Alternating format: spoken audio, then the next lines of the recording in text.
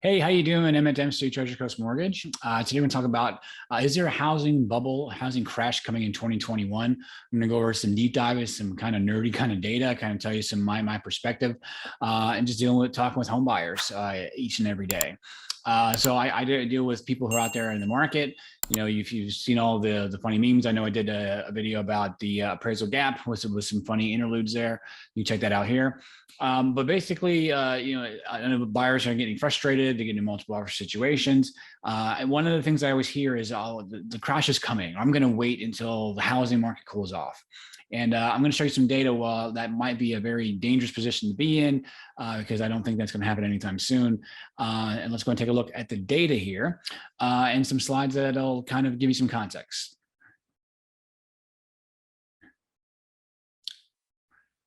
Okay. Some quotes here. Basically, Chief of Investment Research from Nationwide. When you have a void of information, emotion tends to drive decision making, which is very true. Our own emotions and biases influence how we view the world. One in particular I'm going to talk about today is called the Availability Heuristic. Okay, what is that? What is that? It describes our tendency to use information that comes to mind quickly and easily when making decisions about the future. It's kind of like a stopgap measure. It helps us to make quick decisions. Here's a little graphic about it. Basically, it's things that happen in the world and then things on the news. Here's this little sliver right here. Oh, I learned this, therefore I have the all truth. I know everything because I know this little bit. And how it pertains to everyday life, like say you see something in the newspaper about robberies or carjackings, and you think, oh, I see it everywhere. My neighborhood is so unsafe, when the data says it's a very small sliver. So it's just and that really happens in our economy. So and what are the effects? The availability heuristic can lead to bad decision making because memories that are easily recalled are frequently insufficient for figuring out how likely things are to happen again in the future. Ultimately, this leads a decision maker with low quality information to form the basis of their decision, and credit to the decisionlab.com and with that graphic as well. And then in the housing market, this is how it plays out. All you see is housing boom is over, home sales drop, pending home sales. So you see these headlines and you think, oh, of course it's going to happen again. And then people's memories, you go back to 2008. Everybody thinks it's going to happen the exact same way. I know, I'm sure you might have lost a house yourself, or somebody who has. I know I lost a house in foreclosure too.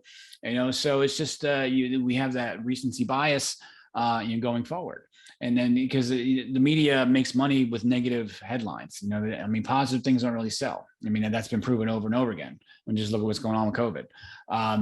That's a different conversation. But basically, in the housing market, especially the CNBC folks over there, I've been proven wrong for the last 8 years. I think housing is gonna crash over and over again, but yet we've seen hockey stick appreciation. Okay, so that's what we see. Our biases, and then what the media is feeding us. It's a self-reinforcing loop. So let's kind of break the chain and kind of go over what's really going on. Okay, so what's really going on, guys? Year-over-year price appreciation out there from January, February, March, it's increasing double digits every single month, year over year, even now. And then in South Florida, I don't have the exact ones in my county and area. I'm sure it's even worse, in certain areas. But this is nationwide from CoreLogic. Okay, housing bubble, risky loans. So housing bubble, risky loans. So that's one thing. So what are the loans being done these days? There's a marked difference. And again, another economist from CoreLogic. Prices compared to 2005, which is a bubble fueled by risky loans and leading underwriting. And I know I was there. I was doing loans with Countrywide in 2007. Your 228 stated income, your pay option arms with negative amortization, all those crazy loan products. I've been in this business long enough to understand them because I've done them. Whereas loans with high risk features these days are no longer being done. So here's a good graphic. In 2006, the mortgage originations with FICO scores below 620, 376 billion, 2020 is 74 billion. So the ones that are being done now have some strength, either some credit or they're veteran loans, anywhere from 500 to 580. So there's just a lot less riskier loans being done. Okay. These outsized increases that you see year over year have raised concerns that a home price bubble is emerging. Conditions today are quite different than the early 2000s. So I'm going to show it and go into that more and more, particularly in terms of credit availability. Back in the housing bubble, basically anybody with a pulse can get a loan. And you can see it kind of dropped way down in 2008, slowly increasing. Yeah, but still your loans these days are very, very solid, higher FICO scores. Even your non-QM loans, where I've done some videos non-QM here, those folks have to have some strength, have to have either a lot of cash down or they have bank statement loans showing actual cash. There's no stated income loans out there, really. So that's that. Mortgage debt and affordability. Okay, so here's in the 80s and 90s. This is a percentage of disposable income that goes to the mortgage payment. You can see it peaked in the housing bubble. And today, folks are affording their mortgages. They can afford to pay them and all that stuff there. You can see that graph. Okay, housing bubble, in my opinion, absolutely not. And I'm going to go into more details why. It's a supply and demand issue. Let's go and take a look at that in detail here. Okay, the main driver of housing shortfall has been long-term decline in construction of single-family homes. This is another economist from Freddie Mac. Let's go into how does that pan out. This line here is the 50-year average, okay, of homes being built. You can see it from 1970 to 2020. I mean, this is a very long data set. Okay, so it's not just the last few years; it's a lot of years before I was born. So here's the 50-year average. You can see from the mid 90s to 2005, it's like a hockey stick, boom, and then 2006 falls off a cliff. Then we have here 13 consecutive years below the 50-year average. It's like a lost decade and a half of new construction that just went into the toilet. You can see here, and then they slowly starting to climb, but even they can't even meet demand. Okay, so that's the supply side. Okay, you can see, I'm sure and it coincides with this. 2010. Here's your buyer's market. So it's kind of like this gully here. That's the buyer's market. Now we're in a seller's market. So, a month's inventory, it's hit when you're 1.5 months, it starts selling slow and you rebound, it's not as hot. I think appreciation is going to slow down, but it's not going to go the other direction. Okay. And here's the demand side. One of the things I like to talk about is demographics. Here's a burst unlike each generation. You're back from the silent generation, the baby boomers, Generation X, millennials, post-millennials. One stat that I learned recently is that the largest generation in the country is now the millennials. Half the country is a millennial and younger. I mean, we have a relatively younger population. So your baby boomers dominated a lot of the things in our culture, but and then my generation, Generation X, kind of the sandwich generation, that tells a story. And the reason that's important is that the average first-time home buyer is 33 years old. And that matters because they're the ones who really drive the housing market because they take a home off the shelf, so to speak, and versus a move-up buyer where it's kind of a wash. They're the ones who are driving the market. You can see here this little gully here is 1973. So basically, if you do 1973 plus 33, it's 2006, which was the end of the housing boom. And there wasn't enough people to keep that party going, so to speak. And that's where this is right here. Okay, so 1973, 33 years old, there weren't enough people to keep that going. So you have this oversupply and this under demand. And what do you get? Housing crash. Today, here's the average first-time homebuyer, 33 years old, but the millennials, ever increasing with a post-millennial boom, even slightly a little bit higher than it.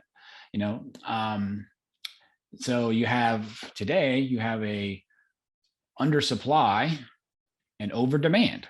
So it's on its head, guys. So to say that, we're going to have a crash again, though the conditions are not the same. There's a million more people. I mean, what's this for peak to trough? It's about 1 million more people in the market. And then you have significantly less supply.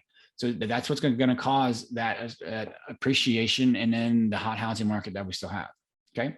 All right. So another argument I've heard about forbearances. Okay. Well, no one's making a mortgage payment.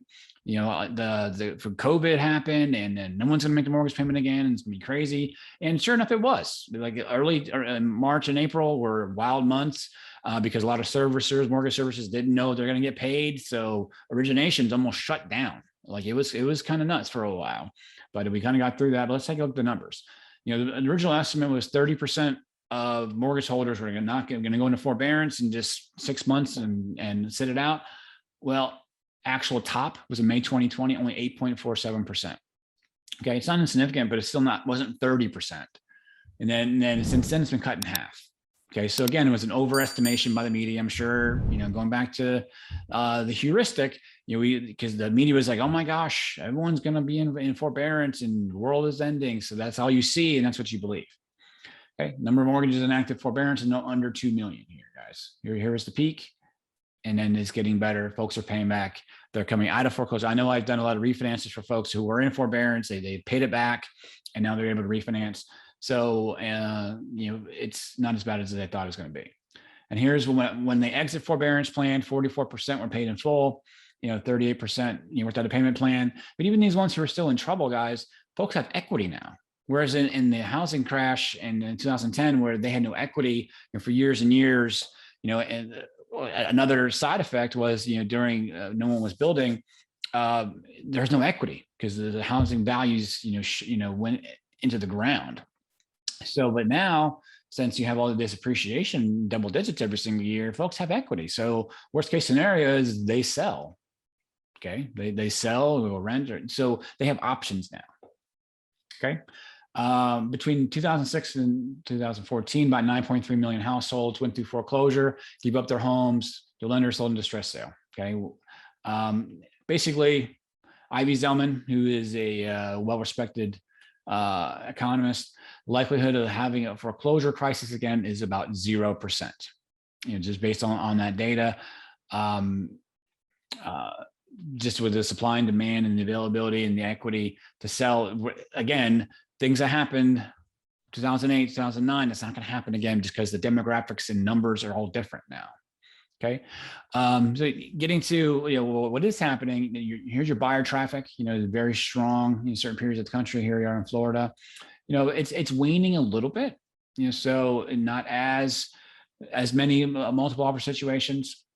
And you can still, from May 2021, double digit, year over year price increases, and it's getting more and more. But so the indications that I have, it is a little bit slowing down per se.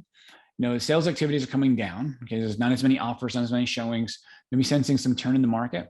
But I've also heard counter arguments is that now that school has started, it's picking up again. Because I've had some of my buyers who are waiting to sell to buy. It was just before school started. It was nothing, and now all of a sudden they're under contract again because they got like showing after showing. So this might be a little bit dated because I think a lot of those activities are picking up again. So it's still a seller's market. Be very cautious how you price your home. It is a seller's market. You just be cautious in how you price the home. So at a broad level, home prices, no danger of a decline. Okay, so like we're not going to decline. I think might be, if anything, we're going to appreciate slower. So maybe these double digits will dip down to the low double digits, high single digits. Ideally, the cost would rise in line with income growth, which is likely to happen as more listing and new construction become available. Okay. Now, last but not least, interest rates, which is what we look at. They're still historically low. Here's where we were. We're at 277, where we were in the high twos, low threes, depending on what loan type, of course. Okay, 30-year fixed rate mortgages, 277. What I tell people is, like, I remember 2018, and in 2018, it's not that long ago, guys. It's like 3 years. 5% was at the rate of the day. And then now that's basically where we were. It came down. Now we're in the high twos still. And here's the mortgage rate projections, for the rest of this year into the next year, still into the threes, guys. When I first started, 7% was the rate of the day. And now we're in the low threes. It's still pretty good interest rates, which are going to fuel more of the housing market. Okay, here's where we're at. We kind of hit a ditch here. We're at about here. So they forecast increasing rates possibly, and then it's based on the economy, of course. So even if we're in the low mid threes, maybe we'll hit in the mid to high threes. If that, it's still historically very, very low. So is that. Well, that's kind of it in a nutshell. Bottom line is there a housing crash in 2021? I don't believe so. But again, your market may be a little bit different. I just say if you're a buyer out there, I understand it might be a little frustrating. Just keep at it. But you might have to fight a little bit harder, make good offers. I can help with those strategies. You're doing videos and different things that you can do. But bottom line is I don't believe it's going to crash. So here's some videos on my channel you might find useful. I want to thank you so much for watching, and I'll see you on the next one.